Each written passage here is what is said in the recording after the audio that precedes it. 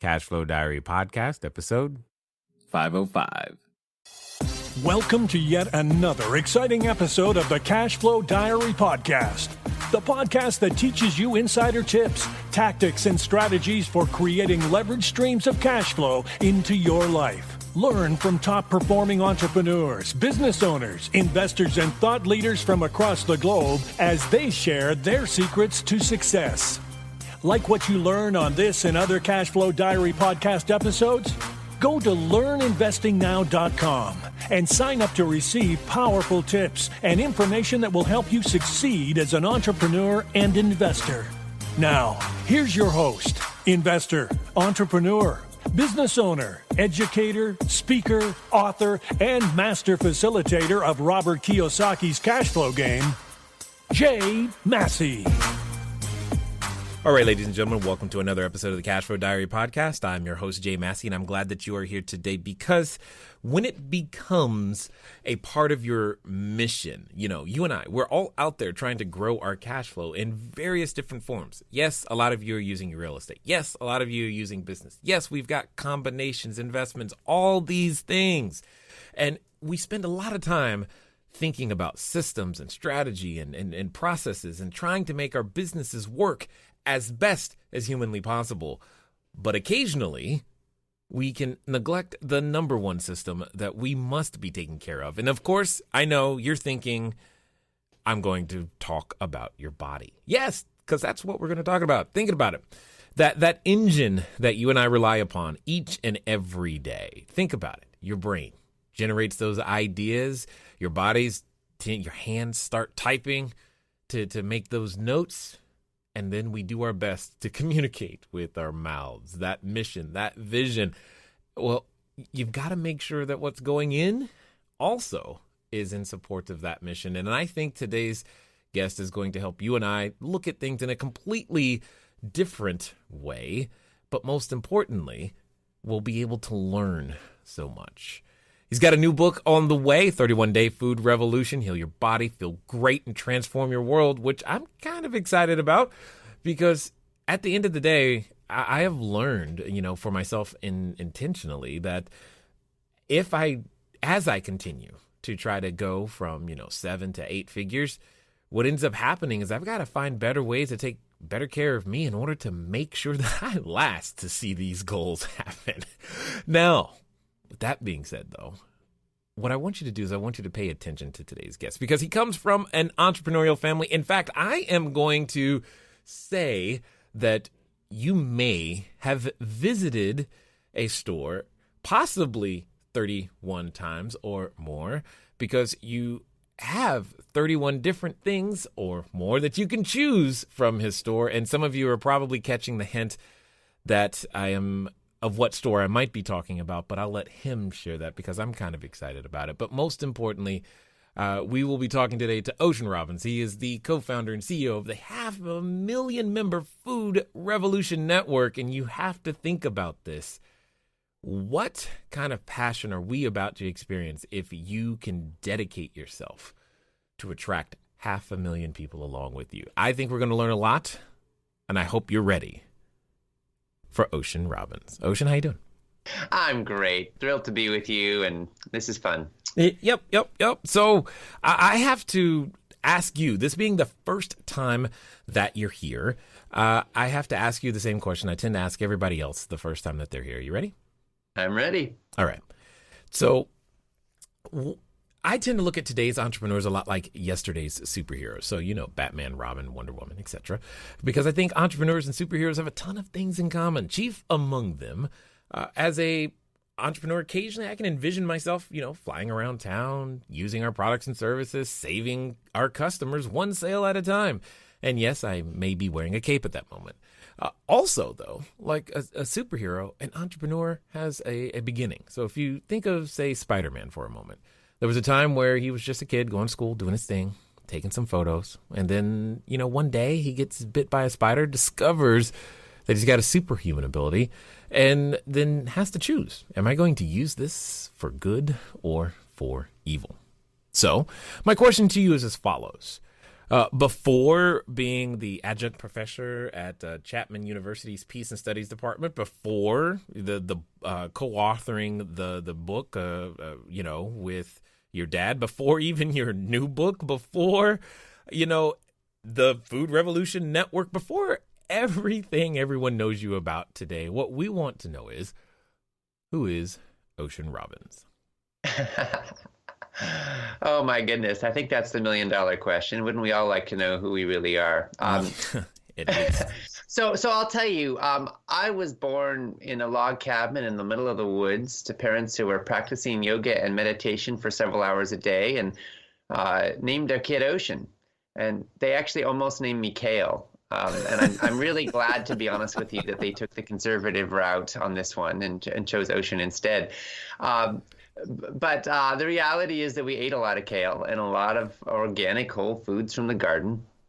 And so I started from a real early age learning about food and connecting to it, seeing the seeds get planted and the sprouts grow and turn into the food that we ate. So to me, food isn't just something that comes from the supermarket. It's something that comes from the earth. And as I got a little older, I learned more, and I learned about my family history, which you alluded to. My grandpa founded the Baskin Robbins ice cream company. My dad, John, grew up with an ice cream cone-shaped swimming pool in the backyard and 31 flavors of ice cream in the freezer at all times. Nice. And he was groomed to one day join in running that company, but he ended up walking away from the ice cream fortune, from a path that was practically paved with gold as well as ice cream, to, as we joke in our family, follow his own rocky road. And so he ended up, moving with my mom to this little island in British Columbia, Canada, where I was born. Years later, he became a best-selling author writing about food and health, and inspiring millions of people to look at their food choices as a chance to make a difference on the planet. The media had a lot of fun with the story. They called him the rebel without a cone. So I was influenced by my family history. And I have to say, I was influenced by my grandpa's business success and the fact that he could accomplish so much. And I was influenced by my dad's success in a very different kind of a way, which is that he believed that some things were more important than money and that health was more important than money. And so he walked away from the chance to have an immense amount of money to pursue health for himself, but also ultimately to stand for a healthier world. And so to me, my core DNA says that there is something more important than the almighty dollar. And in our society, I think we've made money sometimes more important than the earth, than our happiness, or than life itself. And I'm saying, no, let's remember, money is a tool. It's a tool we can use for good or for evil, as you say, right? And so is entrepreneurship. And so my life at core has always been about, how do I make the biggest difference that I can? How do I contribute to more health, more happiness, more beauty in this world? And what I've stumbled upon more or less over the years is that entrepreneurship is this incredible tool, because when we use it wisely, we can scale. We can generate revenues that enable us to grow our impact and our service and our contribution. And that's how I hold it. Got it.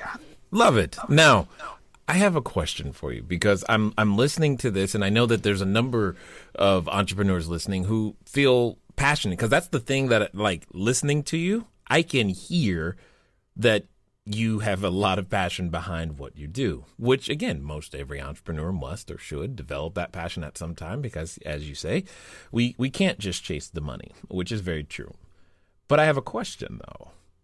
I have seen and have experienced myself where can be this frustration point at times, to where you have this message, it does mean something, but yet at times you can feel like your lack of resources is what's impeding the message's progress. You can't make the message progress because you're just lacking the tools, the resources to make this happen. So have you ever said to your dad, or said, Dad, my life, my message would be easier if you had just did the ice cream thing, because then now I'd be able to tell everybody all these other things? Has that thought ever crossed your mind?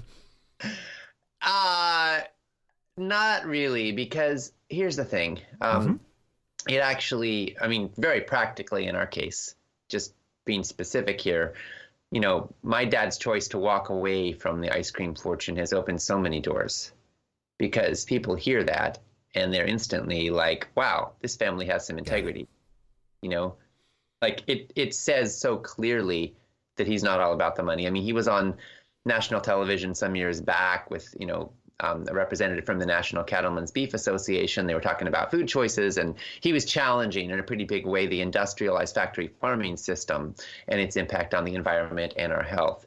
And the National Cattlemen's Beef Association was not happy about that. So they were having a national TV debate. And, the guy says to my dad, well, you're just trying to sell your book. And my dad says, look, if my purpose was to make money, I never would have left Baskin Robbins. Right. And the audience cheers. They get it. Like, there's something more important than money going on here. And so I actually think that my dad's choice has opened up so many doors that wouldn't have been there if he had taken the path that 99% of the young men in the country would have taken, right? Which would have been to say, heck yeah, I'll take the money and I'll try to do some little bit of good with it if I can. But, ultimately, when you're dealing with a company that large, its goal is about making money. Like, owners don't really control it in that level, because we as with entrepreneurs with smaller businesses can be really creative and build values into the DNA of a company. But when a company already has tens of thousands of employees and the DNA doesn't hold, social impact and values and ethics at its core, it's very hard to add it late in the game. Totally understood. But this begs the question, from the position with which you got to start, and I'll say not necessarily position, but vantage point, because that is, I see from my perspective, one of the significant advantages is that you were given such a different vantage point than most of us from the beginning. You could have chosen anything. Why food? I could have. Well, here's the thing. I actually have, worked in a variety of areas. I directed a nonprofit for 20 years that worked with young leaders around the planet, mobilizing them to deepen their root system and to become more effective change agents. And I've worked with leaders in over 65 countries, and more than 650,000 people in person. And as I directed that nonprofit and worked all over the world, here's what I saw. Everybody eats. And what we eat is having this huge impact. And I don't care if you're talking about social justice or human rights or sustainability or poverty. Our food system is having an impact on all of this, not to mention health. And what I saw was that in the United States, we are exporting ways of producing food, ways of processing food, ways of distributing and selling food that are spreading all over the world. Monsanto, big agribusiness, pesticides, hormones, antibiotics, factory farms, KFC, McDonald's, Baskin Robbins. We're spreading this around the world. And as our systems of mechanized, industrialized agriculture and food production are spreading, guess what's happening? Hospitals are filling up. Waistelines are expanding. People are getting sick with diseases they didn't have before. Just a generation ago, in places like China or Japan, diseases like heart disease, cancer, diabetes were rare. Now they're becoming common. Alzheimer's is becoming common. And so as I traveled the globe, I kept seeing that my country was actually at the epicenter of food systems that were, yes, they were bringing taste and texture and cuisine and flavor to a lot of people, which is awesome, but they were also bringing significant costs. And so I realized this is a point of leverage. This is a place where we can make an immense impact. And, as an entrepreneur, I want to be healthy. I want to be vibrant. I want to have a clear mind. I want to have energy that lasts all day long so I can do the work that it takes to get this job done. We all know that entrepreneurs work extra hard, and hopefully we have extra passion, but we also need extra fuel to make that happen. And so I realized that very personally and selfishly, food's a big deal in my life. But I also realized that most people today are fundamentally trying to fuel their lives on diets that are inadequate. Most of us are nutritionally deprived. Less than 5% of Americans get the recommended amount of fiber. Most people are not getting nearly enough of some of the critical micronutrients that we need to function well and optimally. So at a selfish level, at an entrepreneurial level, I want to thrive. But also at a global level, I see that the industrialized food system is toxic. And it's killing us. And quite frankly, it's bankrupting us too. In the United States, 19% of our GDP is going to what we euphemistically call healthcare, but really it's disease symptom management.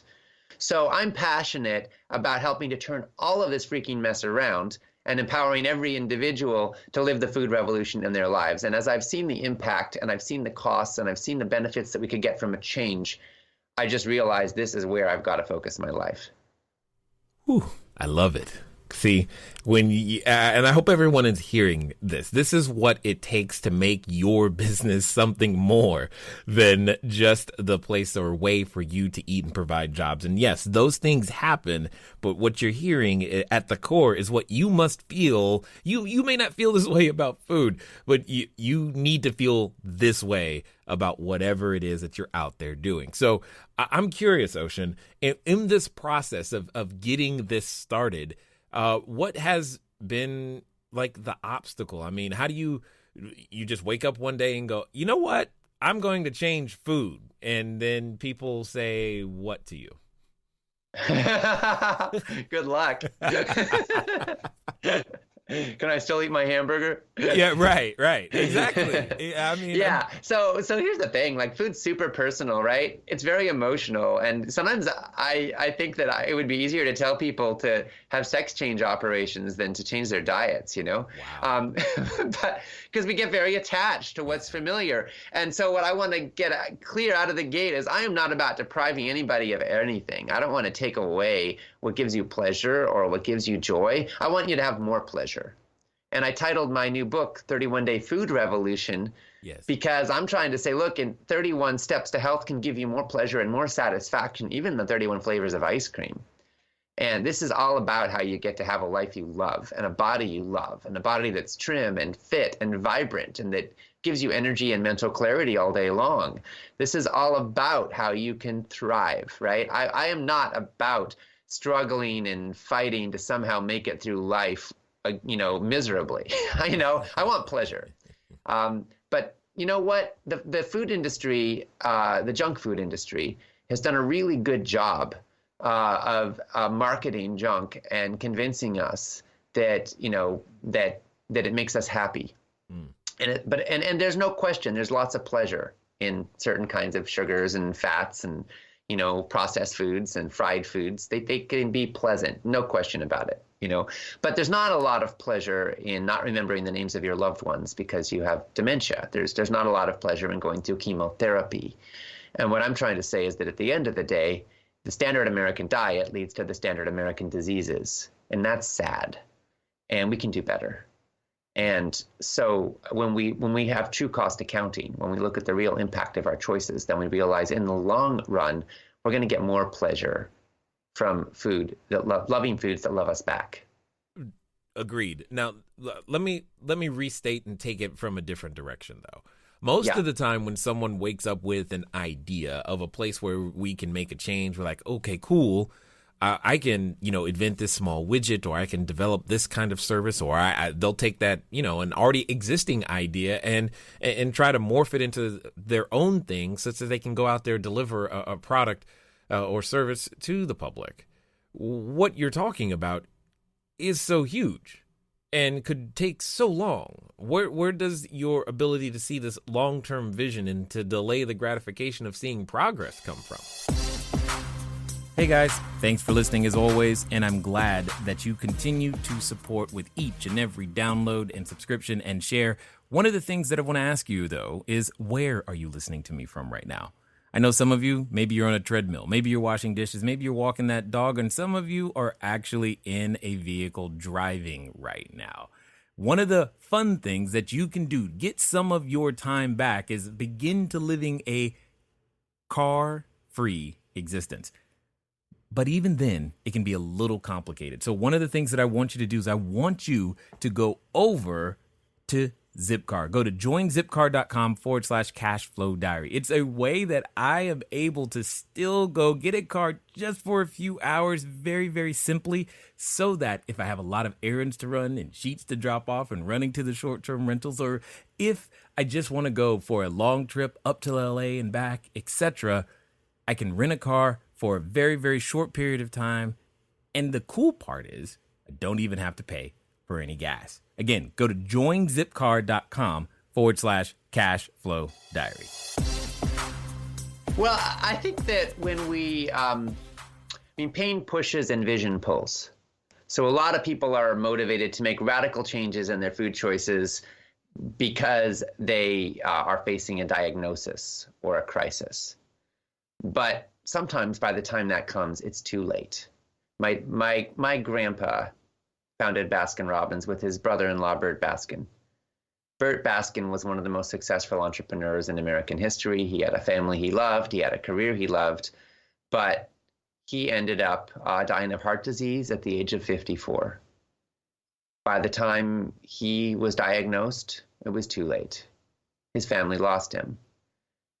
My grandpa lost his business partner, and that's actually when he tried to bring my dad into the company, and my dad said no. And that's when my grandpa sold the company. Now, in his early 70s, my grandpa continued along eating the standard American diet plus a double scoop of ice cream.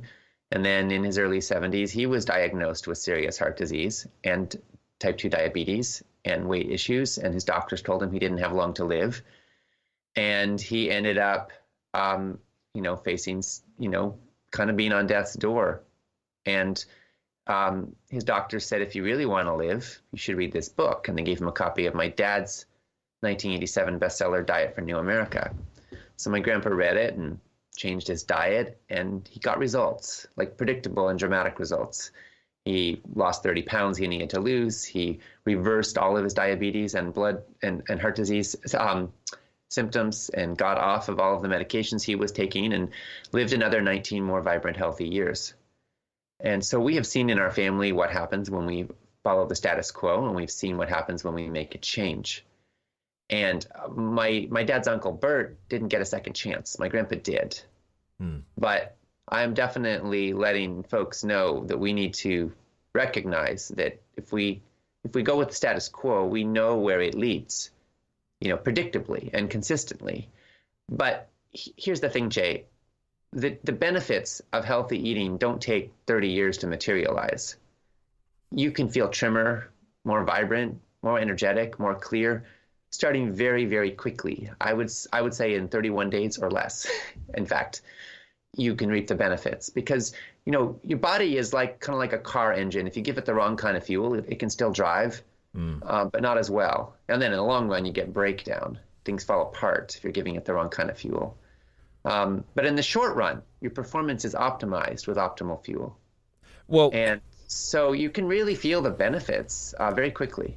Well, and you're actually touching on exactly where I was headed. I was like, but in today's day and age, I mean, between, being able to listen to the United States presidents simply by checking in on Twitter, we've come to expect such an immediate response, cause and effect reaction to nearly everything, not just communication, but yes, delivery of food. I mean, you don't even have to leave your house now. It literally shows up.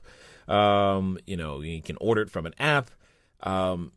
How I'm just in my head. It's like, it's so countercultural, counter the changes. I mean, I can't necessarily, or maybe I can, maybe I don't know what I don't know. I know that if I want something to eat, whether we call it actual food or whether it's nutritional or not, I know that I can go on an app and have it in a very short period of time.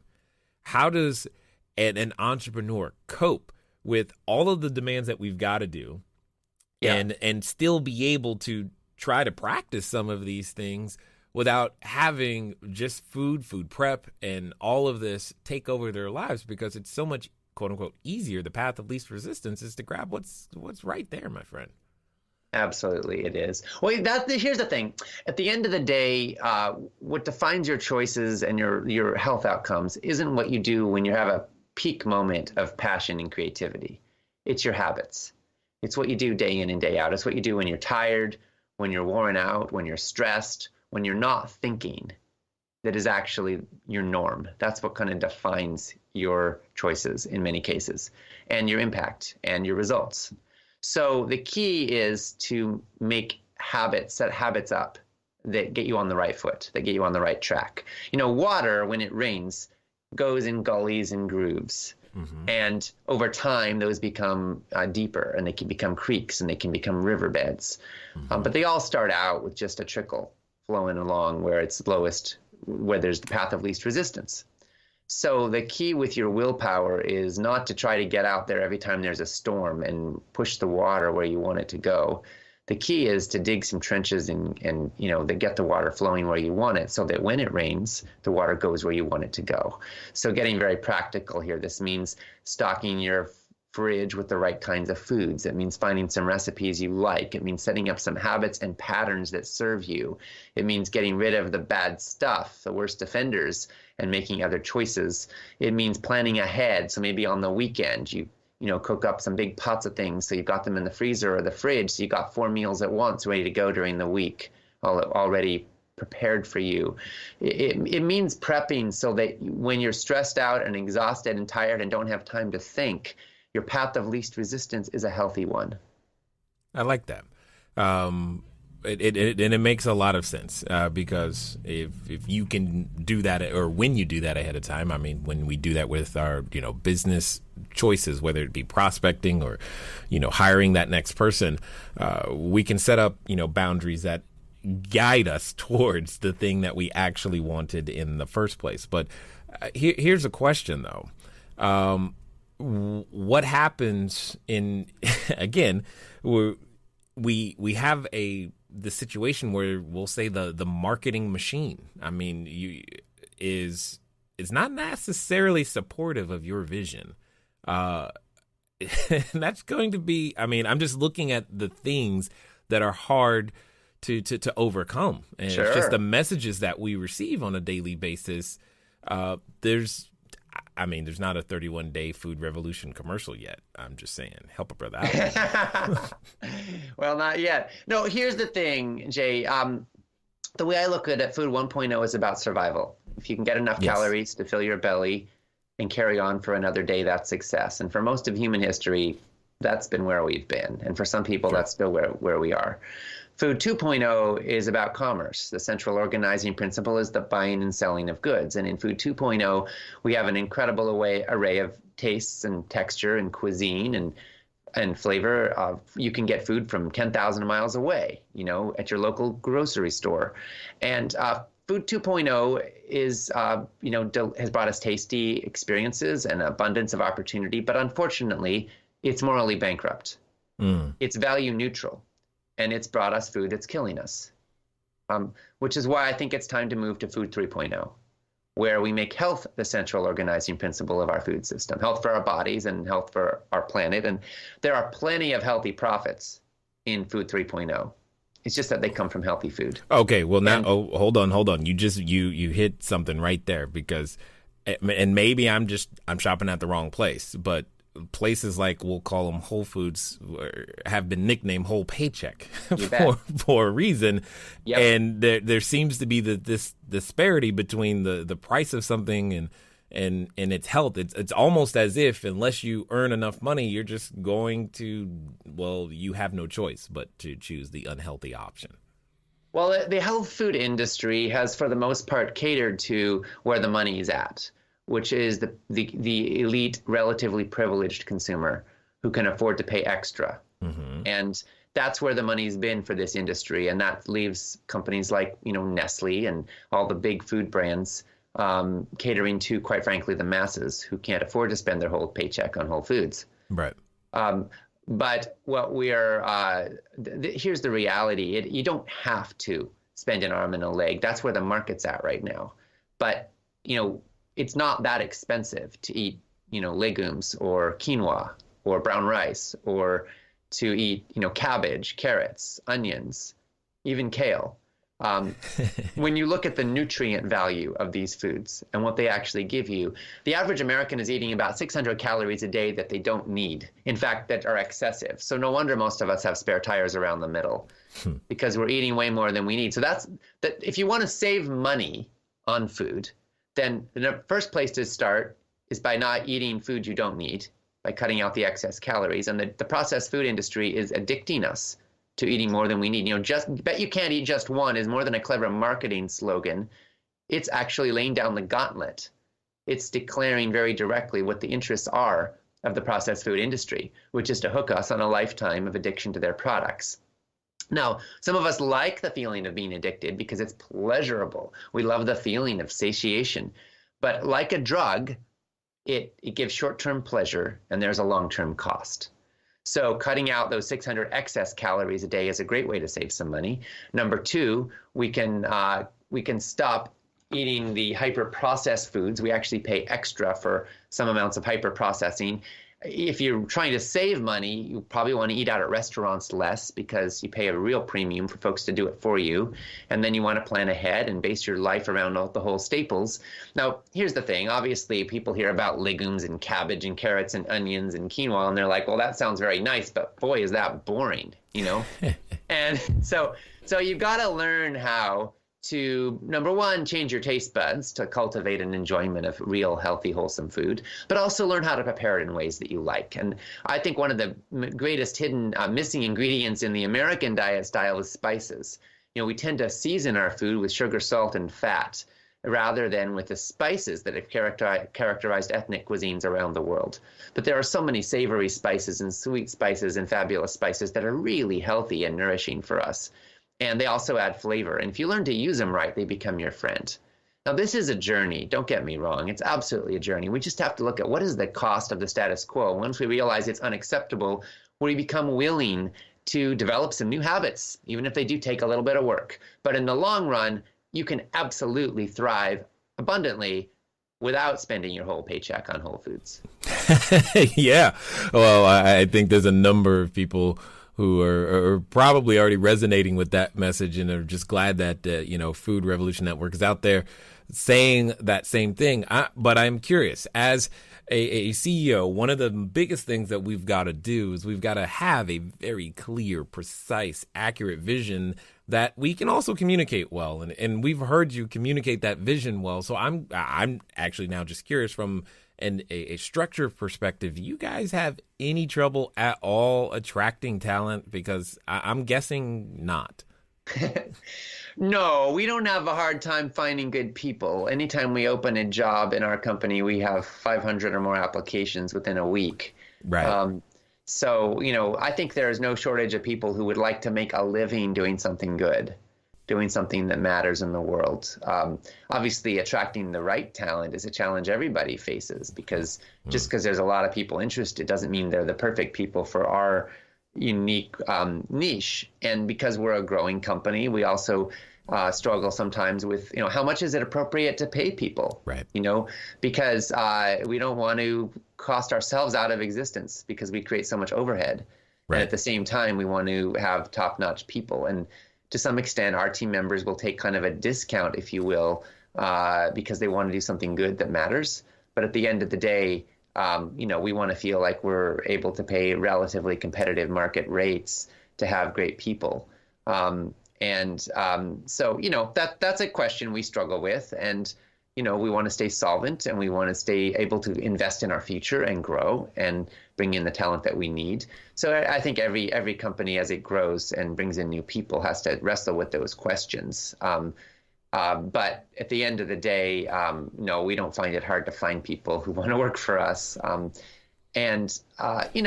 be honest with you. I think that as a market force, healthy food is growing in general. Mm-hmm. Like, people are really fed up with the status quo. They're sick of being sick. They're tired of being tired. They're hungry for a change. And we get to be a part of making that happen. And statistically, sales of organic food, natural food, fair trade food, certified non-GMO food, local food, farmers markets, these are all growing rapidly. And yes, they're growing mostly in affluent communities, but that's changing too.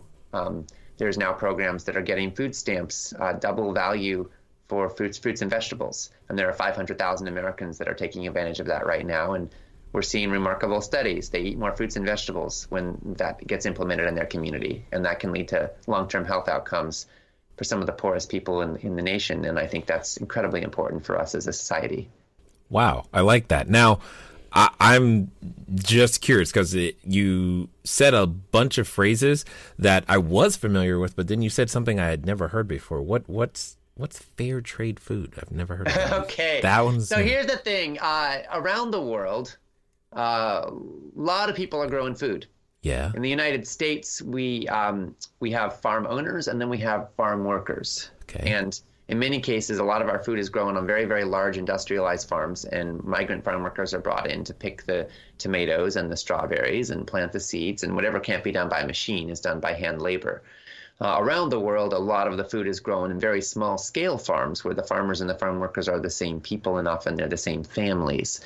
And when food is imported to the United States, there's a lot of pressure to get the lowest possible price. And a lot of farm workers are paid so little for their food that they literally can't afford to feed their families. So we have kids working in the fields rather than going to school because it's the only way to keep food on the table for the family. And this is true in the chocolate industry. It's true in the coffee industry. It's even true in bananas. And so, it's my belief that the people who grow our food should earn enough that they can feed their families. That's just my basic sense of values and ethics. And right now, that's not always the case. And so fair trade is a system of certification by which distributors and, retailers can certify that the raw ingredients that they source were produced in ways that were ethical. And, the system can always be improved, and there's lots of controversy about which fair trade certification is best. But at the end of the day, they all help. And when farmers are paid enough to support their families, then it helps them get out of a cycle of poverty. And it helps the kids to go to school, so maybe they can go on to other things someday or work in the farm with dignity instead of feeling like they are slaves. And ultimately, that's what I want for our food systems. And quite frankly, when there's fair trade, farmers are more likely to be sustainable. They're less likely to clear-cut tropical rainforests so they can expand their farmland. They're less likely to saturate the food that you and I eat with pesticides because they're trying to maximize yield regardless of the health impact. They're more likely to be sustainable and think about the long term because they're not desperate just to make it through today. So fair trade has benefits to our planet and to us as consumers, as well as to our ethics. Got it. In a roundabout way, I can actually relate to that because we do. For a lot of our short-term rentals, we sign pledges to make sure that our cleaning staff and that our customers know that our cleaning staffs are paid livable wages, et cetera, because we have an issue there because oftentimes an operator will try to compete by paying the staff that's actually cleaning, who can often be immigrants from other countries, to a less than livable wage. And that makes sense to me for that reason, and I get it, so 100%. But I still have a fundamental question, because again, I just relate to the world differently, or at least my business it's really clear for me to understand, how we can measure what we need to improve, and so I'm curious from your perspective. As an organization, what are those key performance metrics that you guys can rely upon to go, okay, we're doing well, or we made progress this quarter, or does it even work that way for you guys? Well, to a certain extent, our revenues are all tied to impact and contribution, because every single product we sell is providing education and information to empower people with their health and their food choices and their lifestyle. So for us, we can certainly look at that as one measure of effectiveness. And quite frankly, the way we've built our business model is that we never want to do a hard sell. We never want to sell with manipulation or scare tactics. We want to stand for what's possible. And what we've been discovering, we do a lot of split testing, and we've been discovering that positive messaging about what's possible is actually outperforming negative. So for example, just focus on, if you eat junk food, you're going to die. That's why you need us to save you, is not as effective as your body was meant to thrive. It was exquisitely designed to function perfectly and to work beautifully, and you just have to feed it the right food. So what is the right food? Well, let's find out. That is more effective, right? And I'm being extreme here, but the point is that most copywriting experts have always told us that we need to push the pain points. We need to focus on the suffering people are feeling in order to give them then a doorway out. And what we're finding is, we need to indict the status quo. We need to call it like it is. We live in a toxic food culture. There's no holding back from that reality. But Our core focus is on what's possible, on what the vision. And we're finding that that's really effective, and it kind of contradicts conventional wisdom on copy and marketing. So I don't know if other sectors and industries are like ours, but we're finding that we're developing a brand that focuses on possibility and on health rather than on fighting disease.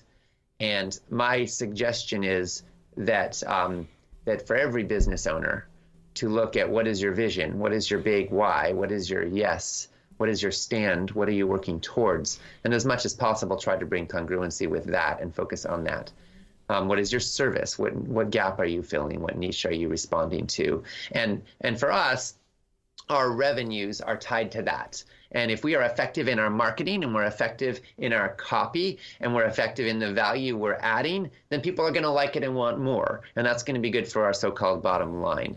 That said, we also look at metrics like, are people clicking on our emails? Are they opening them? Are they engaging? How many hours are they spending participating in our online events? We do surveys afterwards to find out what the results and efficacy was. We look at, we have a feedback loop. So every email that comes into our team, and we send, I don't even know, 100 million emails a year to our list. We've got a big list, and email is a big part of our model.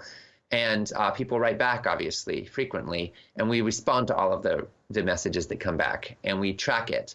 And we look at positive and negative feedback in response to different things we send out, and we analyze that. So we're always having a feedback loop of how are people responding, and then we do surveys as well. So we really want the information not just on are people buying, but are they responding? Are they resonating? Are they appreciating? Are they respecting what we're doing and what we stand for?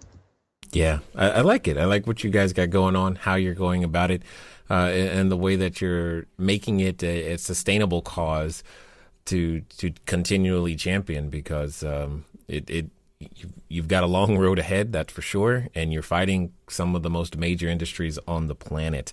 As we, I know there's a number of people who have listened this far, and they probably want to find out more about what you guys got going on, figure out what you're up to. What's going to be the best way for them to find out more and follow up? So the number one thing is, go get 31 Day Food Revolution from your local Yes. store, or you can buy it online as well. This is my passion. This is my stake in the ground to get this message out to the masses. 31 Day Food Revolution captures the simple steps you can take. It looks at how you can detoxify your life and your body. It looks at how you can nourish and give your cells the nutrients they need to thrive. It looks at how you can gather your community and your tribe so that you can have the support systems in place for healthy food when it's easy and when it's tough. And it looks at how you can be a part of the food revolution and transform our world, because ultimately we need to put our own oxygen mask on first before helping others, but we also need to save the freaking plane. So 31 Day Food Revolution is my core message distilled into writing and put into simple, bite-sized, actionable steps you can implement starting immediately to get results. So that's the biggest thing I want to say is I wrote this to share it with you and for you to share it with your friends. So take advantage of it. And then as well, you can certainly go to foodrevolution.org, join our website, sign up for our email list, check out our blog. And at the end of the day, you know what? You are a food revolutionary when you decide that you are. When you decide that you're going to say no to the status quo and start standing for something else and building momentum in a positive and healthy direction. So every time you choose real food over processed junk, every time you say no to more sugars and bottled oils and processed flours and animal products from factory farms, and every time you say yes to real whole plant foods, you are part of it. So just know, I thank you, I celebrate you, I cheer you on, I stand with you, and I'm here to support you. Love it.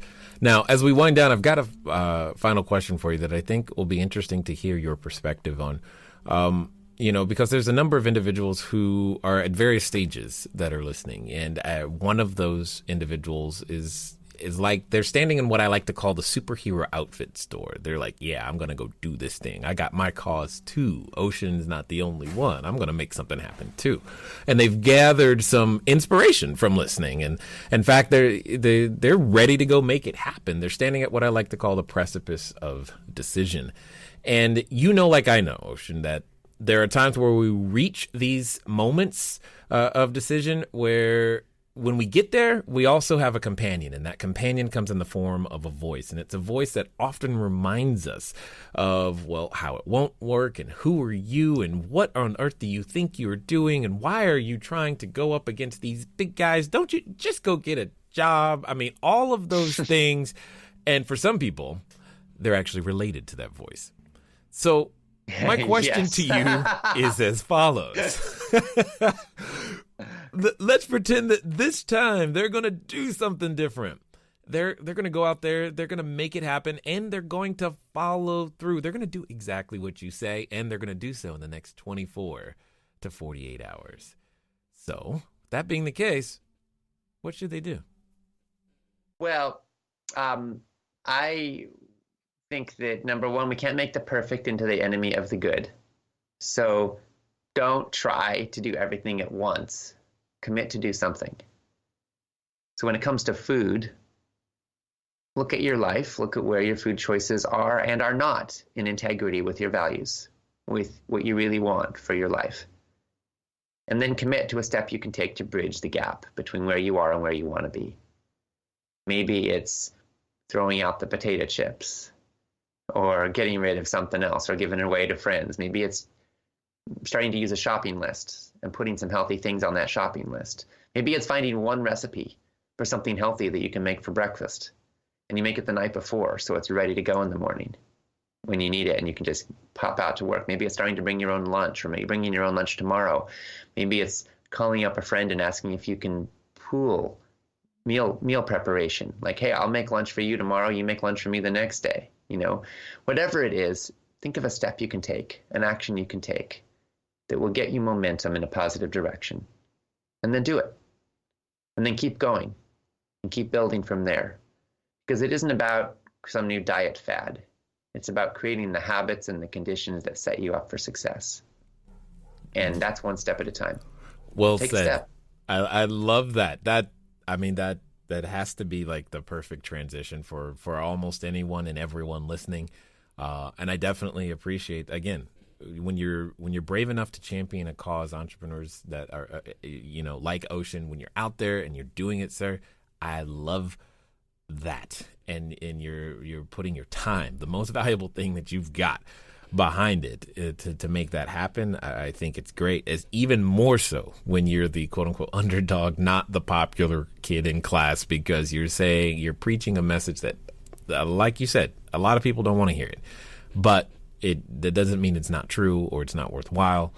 And I just want to be the first to say thanks for taking the time to share your knowledge, your wisdom, and insight here with us today at the CashFlow Diary. My privilege, Jay. Thank you for all that you do to empower entrepreneurs and help us create positive impact in the world. And I hope that everyone listening, thank you for your time and your attention and for your partnership in this food revolution. And remember, check out 31 Day Food Revolution, available wherever good books are sold, or at 31dayfoodrevolution.com. I wrote this book for you. All right, ladies and gentlemen, you know what time it is. It's time for you to move at the speed of instruction. What does that mean today? Well, honestly, I think you know what it means. I think you know that, yes, the book is a part of your future, but you also know the more important thing, and I love the way that he said it. Don't let the perfect be the enemy. Don't let it. Don't wait until it's perfect. Just take one very simple step. Commit to that bridge step. I think that was genius. Hopefully you were listening and you took some of the ideas, not only for yourself, but also how you'll be able to use them in your own business. Ladies and gentlemen, you just listened to gold. So now it's your chance to go refine it, make it your own, and use it as well. It's been fun talking to you guys today.